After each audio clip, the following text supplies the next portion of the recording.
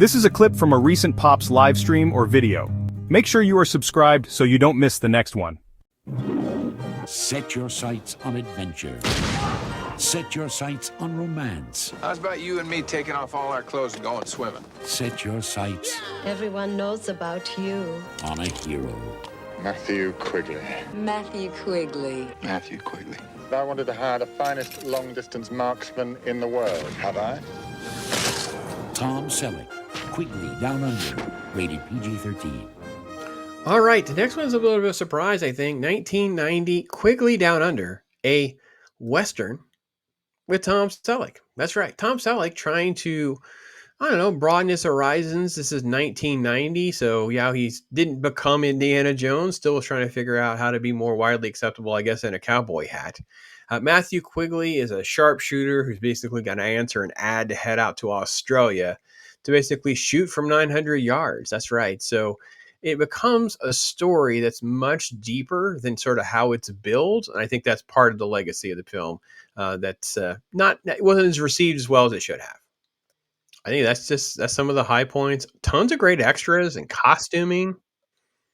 Really liked all of that. And then I think that the film is just showcasing Tom Selleck. It's a Tom Selleck vanity piece.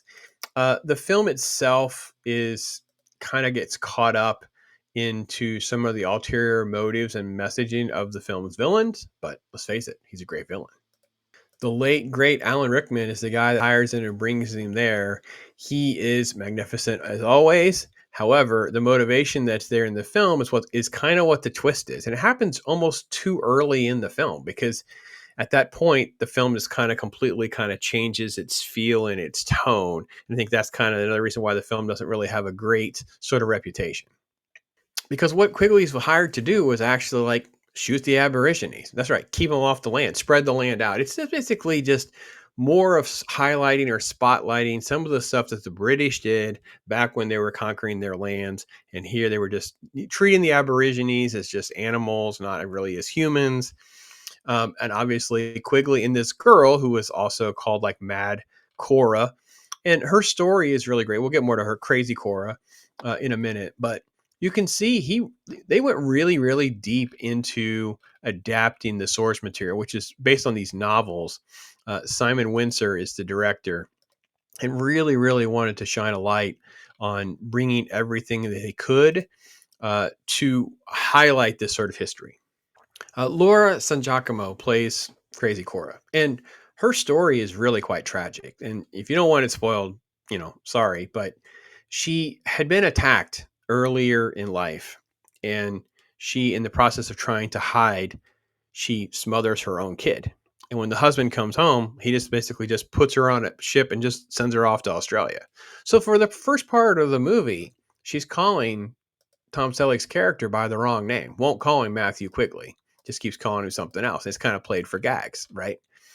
And later in the movie, after the attack on the Aborigines continue again and again and again, there is this little kid, and she's part of rescuing this little kid. And she does have an opportunity again, trying to save this kid, where you feel her squeezing it, he's going, oh my gosh.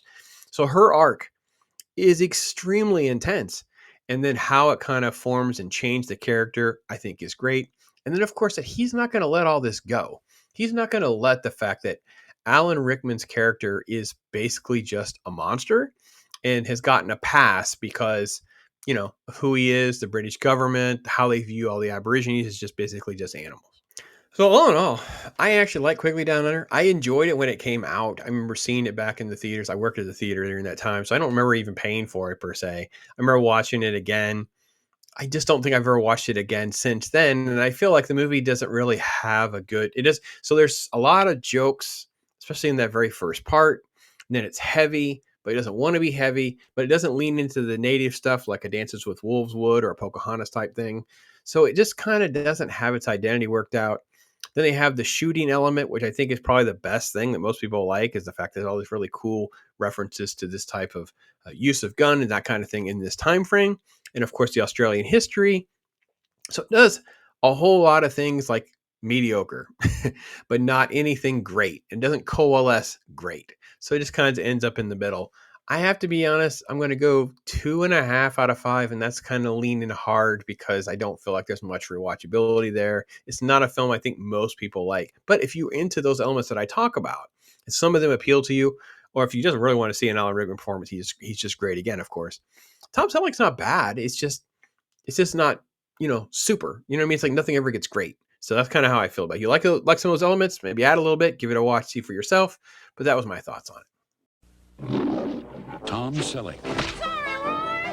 Laura San Giacomo. Are we lost? The West Nope. I know exactly where we are. was never this far west. We're lost. I don't need things that are still moving.